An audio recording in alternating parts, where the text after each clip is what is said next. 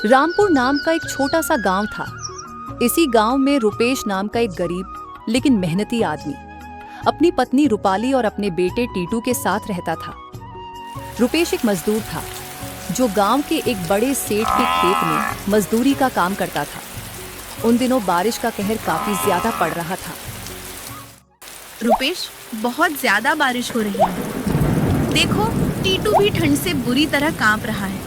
अगर हमने कुछ नहीं किया तो ये बारिश हमारी जान ही ले लेगी। तुम सही कह रही हो रूपाली, ये बारिश तो रुकने का नाम ही नहीं ले रही। ऊपर से हमारी झोपड़ी की छत भी टपक रही है। रुपेश, कुछ तो करो। हमारा बेटा इस तरह ठंड में कांप रहा है, मुझसे इसका दर्द देखा नहीं जा रहा। रुको रूपाली, मैं अभी कुछ करता हूँ। अगर आग न जलाई तो हम ये रात नहीं निकाल पाएंगे। रुपेश आग जलाकर कुछ राहत पाता है और वे सो जाते हैं।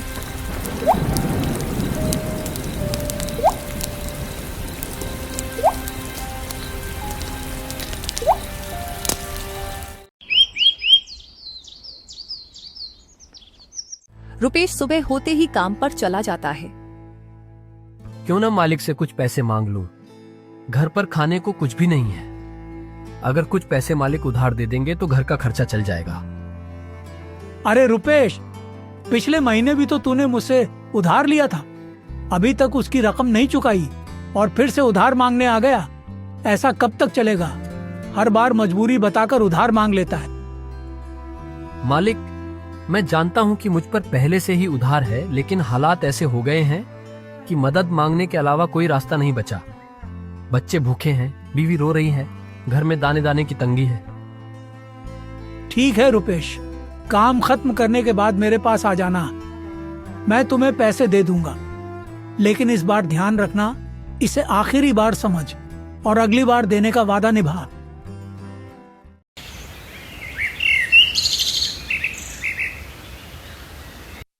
वह जल्दी से काम खत्म करता है और सेठ जी से पैसे लेकर राशन लेने चला जाता है। रुपेश जैसे ही राशन की दुकान पर पहुंचता है, वहां कुछ लोग बात कर रहे होते हैं। अरे भाई, आपने सुना कि इस बार बारिश कुछ ज्यादा ही भयानक होगी? हाँ भाई, मैंने भी यही सुना है। लोग कह रहे हैं कि इस बार कुदरत का कहर बरसेगा और कई इलाके पानी पानी हो जाएंगे। अरे भाई, पानी पानी? क्या मैंने तो यहाँ तक सुना है कि कच्चे घर झोपड़ियां सब बह सकते हैं। नदी नाले उफान पर होंगे और लोगों को संभलने का भी मौका नहीं मिलेगा। सही कह रहे हो भाई, इस बार की बारिश आम बारिश नहीं होगी। यह तबाही बनकर आएगी। खेत खलिहान जलमग्न हो जाएंगे, सड़कों पर पानी का समंदर होगा और कई जगह जनजीवन ठप पड़ जाएगा। अरे भाई, ये तुम कैसी बातें कर रहे हो? तुम लोग तो बच जाओगे, लेकिन हम जैसे गरीबों पर क्या गुजरेगी ये कोई नहीं समझ सकता। हमारी झोपड़ी तो पहले ही कमजोर है। अगर ये बारिश और तेज हो गई तो हमारा सिर छुपाने का भी ठिकाना नहीं रहेगा। अरे रुपेश भाई, माफ करना, हम तो बस यूं ही बातें कर रहे थे। पर सच कहो तो तुम्हारी बात सुनकर दिल बैठ गया। सच में जब यह बारिश कहर बनकर टूटेगी, तब सबसे ज्यादा मुसीबत गरीबों पर ही आएगी। हाँ रुपेश भाई, अमीरों के पास तो मजबूत घर हैं, सुरक्षित जगह है, लेकिन तुम्हारी झोपड़ी, तुम्हारा आशियाना, बस एक तेज हवा का झोंका और सब खत्म। यह सोचकर ही रूह कांप जाती है। तुम लोग तो अब भी चिंता कर रहे हो, लेकिन हमारे लिए चिंता करना भी एक लग्जरी है भाई। हमें तो बस आज के खाने की फिक्र लगी रहती है। सही कह रहे हो रुपेश भाई, इंसान की सबसे बड़ी मजबूरी होती है उसका भूखा पेट। चलो, जो भी हो, तुम बताओ तुम्हें क्या लेना है?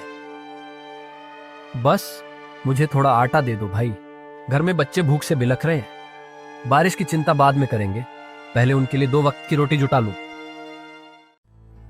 रुपेश आटा लेकर घर आ जाता है। रूपाली, तुमने सुना? आज की रात बहुत खतरनाक होने वाली है। मौसम विभाग ने चेतावनी दी है कि इस बार की बारिश बेहद तेज होगी। हवाएं आंधी का रूप ले सकती हैं। हाँ रुपेश, मुझे भी डर लग रहा है। पिछली बार भी बारिश में छत टपकने लगी थी और इस बार तो हालात और भी खराब हैं।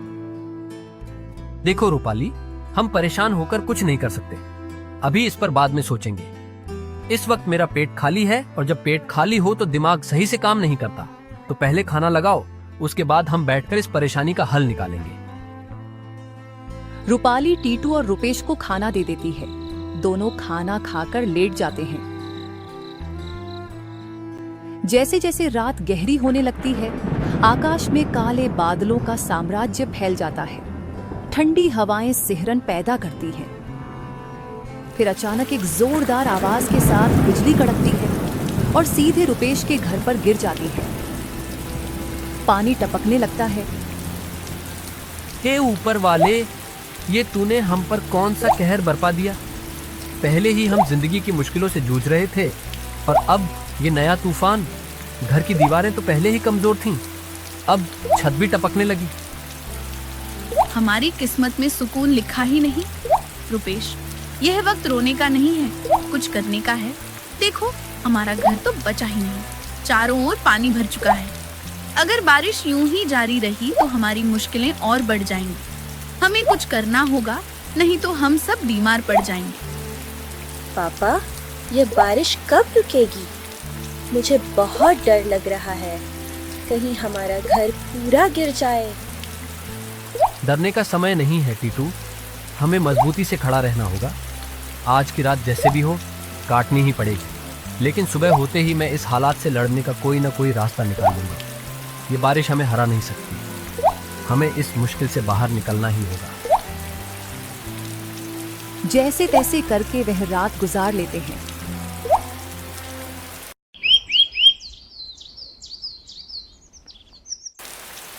रुपेश, अब और नहीं, हम इस घर में ज्यादा देर तक नहीं रुक सकते। छत टपक रही है, दीवारें कमजोर हो चुकी हैं। अगर यह बारिश यूं ही जारी रही तो यह घर किसी भी वक्त गिर सकता है। हमें यहाँ से निकलना ही होगा। तुम बिल्कुल सही कह रही हो रूपाली। अब यहाँ एक पल भी रुकना हमारी जान के लिए खतरा बन सकता है, लेकिन हमें जाने से पहले ये देखना होगा कि बाहर हालात कैसे हैं। मैं जरा यहीं तक जा रहा हूँ, इस बारिश और तूफान के बीच जाकर देखूंगा कि कोई मदद मिल सकती है। रुपेश जैसे ही मंदिर के पास जाता है तो देखता है कि वहां कोई बड़ा सेठ कंबल बांट रहा है। रुपेश भी कंबल लेने चला जाता है। सेठ जी, मैं बहुत ही गरीब हूँ, मेरे ऊपर दुखों का पहाड़ टूट पड़ा है। कल रात हुई तेज बारिश ने मेरी झोपड़ी को बहा दिया, और अब मेरे पास सिर छुपाने तक की जगह नहीं बची। ठंड से मेरी हड्डियां कांप रही हैं, बच्चे भूख से रो रहे हैं। आपसे हाथ जोड़कर विनती करता हूँ। अरे भाई, मत दुखी हो, भगवान का दिया बहुत कुछ है, और यही धन अगर जरूरतमंदों के काम न आए तो उसका क्या फायदा। हम यह कंबल बांटने के लिए ही लाए हैं, ताकि बारिश में कोई गरीब परेशान ना हो। तुम्हारी हालत देखकर मैं समझ सकता हूँ कि तुम्हें इनकी सबसे ज्यादा जरूरत है। ये लो, 2 नहीं बल्कि 3 कंबल ले जाओ, ताकि तुम्हारे बच्चे भी बारिश से बच सके। अगर और किसी चीज की जरूरत हो तो बेहिचक बताना। वह कंबल लेकर घर आ जाता है। रूपाली, मैं कंबल तो लेकर आ गया हूँ, लेकिन हम इस खंडहर जैसे घर में रहेंगे कैसे? देखो, इसकी दीवारें तक आधी गिर चुकी हैं, छत जगह जगह से टपक रही है। हमें कोई और ठिकाना ढूंढना चाहिए। रुपेश, डरने की कोई बात नहीं। यह घर टूटा जरूर है, लेकिन इसे फिर से खड़ा किया जा सकता है। हमने इससे भी बुरे हालात देखे हैं, और हर बार हम डटकर खड़े हुए हैं। इस बार भी हार नहीं मानेंगे। लेकिन रूपाली, हमारे पास न लकड़ियां हैं, न कोई सामान, और न ही कोई मदद। ये जगह हमें बारिश से नहीं बचा पाएगी। हम सब कुछ नहीं तो थोड़ा बहुत तो कर ही सकते हैं। देखो, ये कंबल जो तुम लेकर आए हो, इसे हम छत पर डाल देंगे ताकि बारिश अंदर ना आ सके। मैं अंदर से कुछ टूटी हुई लकड़ियां और ईंट इकट्ठा कर लूंगी, मिलकर थोड़ा थोड़ा ठीक कर लेंगे। तभी वहां रुपेश का सेठ आ जाता है। सुन बे रुपेश, तुझे याद है ना, कुछ दिन पहले तू मुझसे पैसे उधार लेकर गया था। तुझे कहा था कि समय पर लौटा देना, लेकिन आज तक तूने एक पैसा भी वापस नहीं किया। मैं कोई दान पुण्य का धंधा नहीं करता। सेठ जी, मेरी मजबूरी तो देखिए, मेरा घर उजड़ गया, छत गिर चुकी है और इस बारिश में मेरे बच्चों को छिपाने के लिए भी कोई जगह नहीं बची। मैं कहां से पैसे लाऊं? मेरे पास अब कुछ भी नहीं बचा, लेकिन मैं वादा करता हूं, जैसे ही हालात ठीक होंगे मैं आपका उधार चुका दूंगा। हाँ, वक्त दे दूं? और तू क्या समझता है, मैं तेरा कोई रिश्तेदार हूं जो तुझे यूं ही वक्त पर वक्त देता रहूं? मैंने तेरा ठेका नहीं ले रखा रुपेश। अब तू काम पर भी नहीं आ रहा तो मेरा नुकसान कौन भरेगा? इसीलिए मैंने फैसला किया है, आज से तेरे घर की यह जमीन मेरी हुई। सेठ जी, ऐसा मत कीजिए। अगर आपने मेरा घर छीन लिया तो मैं और मेरे बच्चे कहां जाएंगे? ये बारिश हमें मार डालेगी। सेठ जी, हम बर्बाद हो जाएंगे। आपके पास तो बहुत धन दौलत है। यह सब मैं नहीं जानता रुपेश। जब तुझे उधार दिया था तब मैंने तुझसे ये सब बहाने सुनने का वादा नहीं किया था। अगर तुझे अपना घर बचाना है तो कल तक मेरा उधार चुका, वरना अब यह घर मेरा हुआ। इतना बोलकर सेठ वहां से चला जाता है। अब हम सेठ जी के पैसे कहां से देंगे रूपाली? कुछ भी समझ नहीं आ रहा। हमारे पास कुछ बचा ही नहीं है। अगर हमने कल तक पैसे नहीं चुकाए तो सेठ जी हमारा घर भी छीन लेंगे। हम बच्चों को लेकर कहां जाएंगे? रुपेश, परेशान मत हो। जब तक हम दोनों साथ हैं, कोई मुश्किल हमें हरा नहीं सकती। देखो, मेरे यहाँ सोने के कड़े, इन्हें बेच दो। कम से कम सेठ जी का कर्जा तो उतर जाएगा और जो थोड़ा बहुत बचेगा उससे हम अपने घर की कुछ मरम्मत भी कर लेंगे। सोना, तुम पागल हो गई हो क्या? ये कड़े तुम्हारे पिता ने तुम्हें शादी में दिए थे, उनकी आखिरी निशानी है। मैं तुम्हें इन्हें बेचने नहीं दूंगा। हमें पहले भी इससे भी ज्यादा बुरे हालातों का सामना करना पड़ा है। नहीं रुपेश, कोई लेकिन नहीं। यह कड़े किसी शौक के लिए नहीं, बल्कि हमारी जरूरत के लिए जा रहे हैं। और सुनो, जब समय बदलेगा हम फिर से इन्हें वापस ले आएंगे, लेकिन अभी इन्हें रोकना हमारी मूर्खता होगी। लो, इसे ले जाओ और सेठ जी के पैसे चुका दो। रुपेश रूपाली के कड़े लेकर सुनार के पास जाता है। अरे रुपेश भाई, कैसे आना हुआ? बड़े दिनों बाद दिखाई दिए। क्या काम है? भाई, यह कड़े बेचने आया हूं। देखिए कितने के बिक सकते हैं। अरे रुपेश, यह तो बहुत पुराने जमाने का सोना है। अच्छा माल है, लेकिन तुम तो जानते हो बाजार में भाव गिर रहे हैं। मैं तुम्हें इसके 1000 रुपए ही दे पाऊंगा। भाई, यह तो शुद्ध सोना है। मेरी पत्नी के मायके से मिला था। इसमें वजन भी अच्छा है। कम से कम इसका सही दाम तो लगाइए। देखो रुपेश, मैं तुम्हें बेवकूफ नहीं बना रहा। बाजार की हालत तुमसे छुपी नहीं है। इस समय कोई ज्यादा दाम नहीं देगा। हाँ, अगर तुम्हें और कहीं ज्यादा मिल रहा हो तो जा सकते हो, लेकिन मैं जानता हूं तुम जल्दी में हो और तुम्हें पैसे अभी चाहिए। अब बताओ, सौदा पक्का करें? ठीक है भाई, आप ही ये कड़े ले लीजिए और मुझे पैसे दे दीजिए। बचने के लिए वो सुनार को पैसे देकर सेठ जी को चुकता कर देता है। फिर वह अपने घर की ओर निकल पड़ता है। सेठ जी, वह रुपेश तो आपका पूरा उधार चुका गया। अब आप उसकी जमीन कैसे हथियाएंगे? अब तो कोई बहाना भी नहीं बचा। अरे श्यामू, यही तो असली खेल है। सीधे तरीके से कोई जमीन थोड़ी छोड़ता है। मैंने कुछ ऐसा सोच रखा है कि रुपेश खुद ही गांव छोड़ने पर मजबूर हो जाएगा। कैसे सेठ जी, कुछ बताइए। अभी जैसे ही पहली बारिश पड़े, पूरे गांव में ये अफवाह फैला देनी है कि रुपेश श्रापित है। जब तक वह गांव में रहेगा तब तक गांव की बर्बादी तय है। बारिश की हर बूंद गांव को डुबाने आएगी और इसका जिम्मेदार बस रुपेश होगा। सेठ जी, आप तो बड़े ही चतुर निकले। यह अफवाह पूरे गांव में आग की तरह फैलेगी। लोग खुद ही उसे गांव से बाहर निकाल देंगे। बस यही तो मेरा असली दिमाग है। रुपेश गांव छोड़कर जाएगा और उसकी जमीन हमारी हो जाएगी।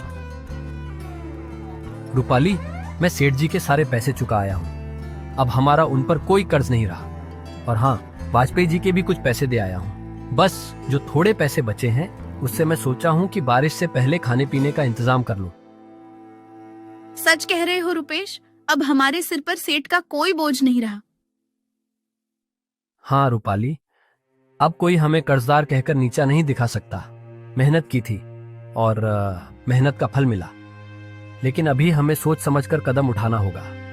बारिश का मौसम है, कब मूसलाधार बारिश आ जाए कुछ कहा नहीं जा सकता। गांव के लोग कहते हैं कि इस बार की बारिश बहुत खतरनाक होगी, इसलिए जो पैसे बचे हैं उनका अच्छे से इस्तेमाल करना होगा।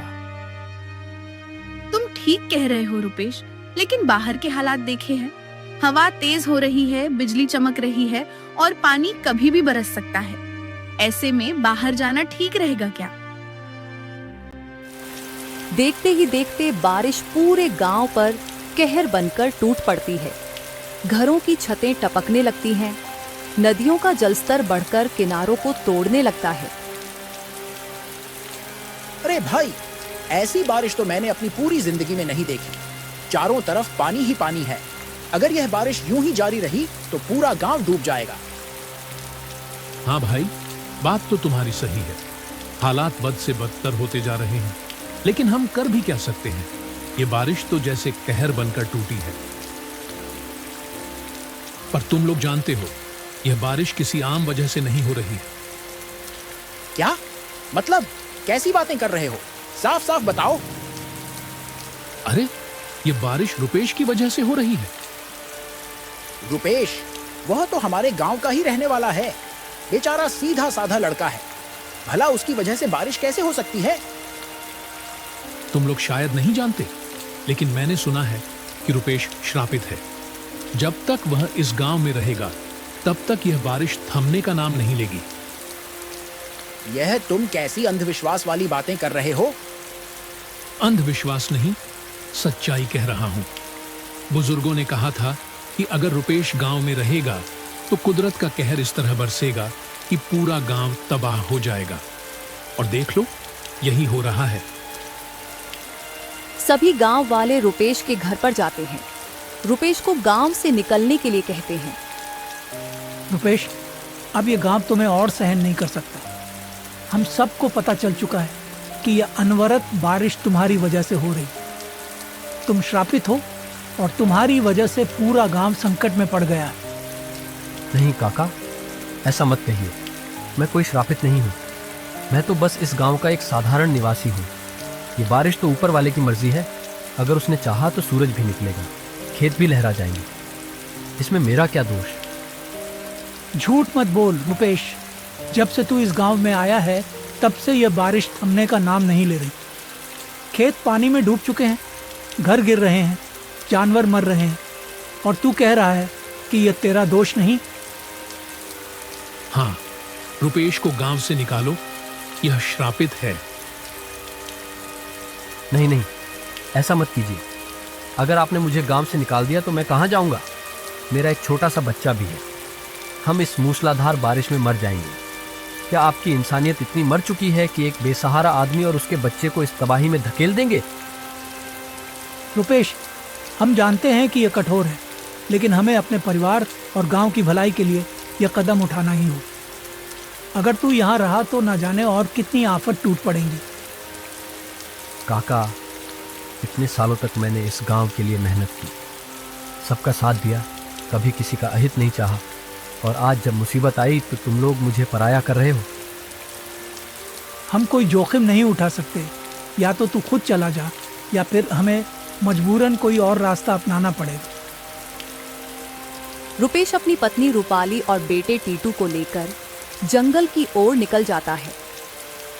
रुपेश, हमें गांव वालों ने अपने ही घर से निकाल दिया। हमारा कोई ठिकाना नहीं रहा। अब हम कहाँ जाएंगे? इस घने जंगल में कब तक भटकते रहेंगे? हाँ रूपाली, ये सच है कि अब हमारे पास कोई घर नहीं रहा, लेकिन हमें हार नहीं माननी चाहिए। हम इस जंगल में रह सकते हैं, हमें बस सही तरीके से जीना सीखना होगा। लेकिन हम रहेंगे कहाँ? बारिश भी थमने का नाम नहीं ले रही और जंगली जानवरों का भी खतरा है। अगर हमने जल्द ही कोई ठिकाना नहीं ढूंढा तो ये रात काटना मुश्किल हो जाएगा। रूपाली, तुम्हें याद है जब हम छोटे थे तो हम पेड़ पर मचान बनाया करते थे। क्यों ना हम एक पेड़ पर अपना घर बना लें? पर घर? क्या ये मुमकिन होगा रुपेश? बिल्कुल। इससे हमें दो फायदे होंगे। पहला, हम जंगली जानवरों से सुरक्षित रहेंगे, और दूसरा, बारिश से भी बच पाएंगे। हमने पहले भी घर बनाने का काम किया है, तो यह भी कर सकते हैं। वहां वह लकड़ियां जमा करता है और कुछ ही देर में एक घर बना लेता है। रुपेश, यकीन नहीं होता, ये घर तो हमारे पहले घर से भी ज्यादा अच्छा और मजबूत लग रहा है। हमारी मेहनत रंग लाई।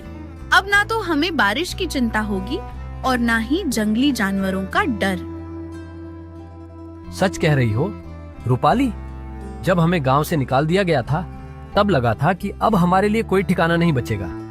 लेकिन देखो, हमने खुद अपनी मेहनत से एक नया घर बना लिया। ये सिर्फ एक घर नहीं, हमारी हिम्मत और जज्बे की पहचान है। और यह सिर्फ तुम्हारी ताकत और हुनर की वजह से हुआ है रुपेश।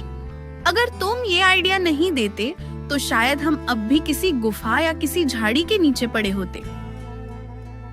तुम तो अब बिल्कुल एक जंगल में रहने वाली विशेषज्ञ बनती जा रही हो रूपाली। अच्छा, अब मैं थोड़ा जंगल में जाकर कुछ खाने का इंतजाम करता हूँ। शायद कुछ फल और जड़ें मिल जाएं। वहीं गांव में मूसलाधार बारिश लगातार हो रही थी, जिसकी वजह से पूरा गांव जलमग्न हो गया था। गलियों में पानी लबालब भर चुका था, खेत डूब गए थे और लोगों के घरों में भी पानी घुसने लगा था। गांव के तालाब और नाले उफान पर थे, जिससे सड़कें डूब गई थी और लोगों का आना जाना मुश्किल हो गया था। अरे, ये गांव तो पूरा पानी में समा चुका है।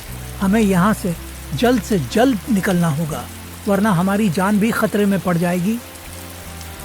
हाँ भाई, यह पानी तो हर पल बढ़ता ही जा रहा है। अगर हम और देर यहाँ रुके तो हम भी इसमें बह जाएंगे। हमें अब देरी नहीं करनी चाहिए। हे भगवान, हमें माफ कर दो। हमसे जो भी गलती हुई हो उसे क्षमा करो। अब हमें इस जल प्रलय से बचने का कोई उपाय बताओ। अब बस, हमें समय बर्बाद नहीं करना चाहिए। अगर अपनी जान बचानी है तो हमें जल्द से जल्द जंगल की ओर भागना होगा। कम से कम वहाँ ऊंचाई पर जाने से हम इस पानी के कहर से बच सकते हैं।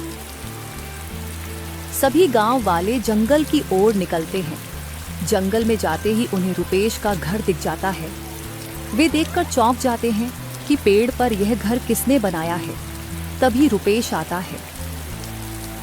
अरे सेठ जी, गांव वालों, आप लोग यहाँ क्या कर रहे हो? आपके पास तो पक्के मकान थे, बड़ी बड़ी हवेलियाँ थीं। फिर आप यहाँ क्या करने आए हो? जब मेरा घर उजाड़ा था तब आपको मेरे दर्द का एहसास नहीं हुआ, और आज जब आपका पूरा गांव पानी में समा गया तब आप मेरे दरवाजे पर खड़े हो। रुपेश भाई, हमें माफ कर दो। हमें अपने घर में जगह दे दो। हमारा सब कुछ तबाह हो चुका है। गांव पूरा पानी में डूब चुका है। हमारे पास अब रहने के लिए कोई जगह नहीं बची। हाँ रुपेश भाई, हम पर रहम करो। हमने तुम्हारे साथ बहुत गलत किया। तुम्हें बेघर कर दिया, तुम्हें गांव से निकाल दिया। लेकिन हमें अपनी गलती का एहसास हो गया है। कृपा करके हमें अपने घर में जगह दे दो। हाँ, याद है मुझे सेठ जी। आपने मुझे गांव से निकालते वक्त एक बार भी नहीं सोचा कि मैं कहाँ जाऊंगा, मेरी बीवी और बच्चे कहाँ रहेंगे। आपके दिल में मेरे लिए कोई दया नहीं थी। आपने मुझे बदनाम कर दिया, मुझ पर झूठे इल्ज़ाम लगाए और गांव से निकाल बाहर किया। और आज जब कुदरत ने आप पर कहर बरसाया तो आप मेरे पास आ गए। रुपेश भाई, हमें क्षमा कर दो। हमसे गलती हो गई। हमें अपने घर में जगह दे दो। हमारे छोटे छोटे बच्चे हैं, हमारी औरतें हैं। हमें बचा लो। ठीक है सेठ जी, मैं अपने दिल में इतनी नफरत नहीं रख सकता। ऊपर वाले ने मुझे सिखाया है कि बदले से बड़ा धर्म मानवता है। आप लोग अंदर आ सकते हैं। मैं आपको भी ऐसे ही घर बनाकर दूंगा जैसे मैंने अपने लिए बनाया है।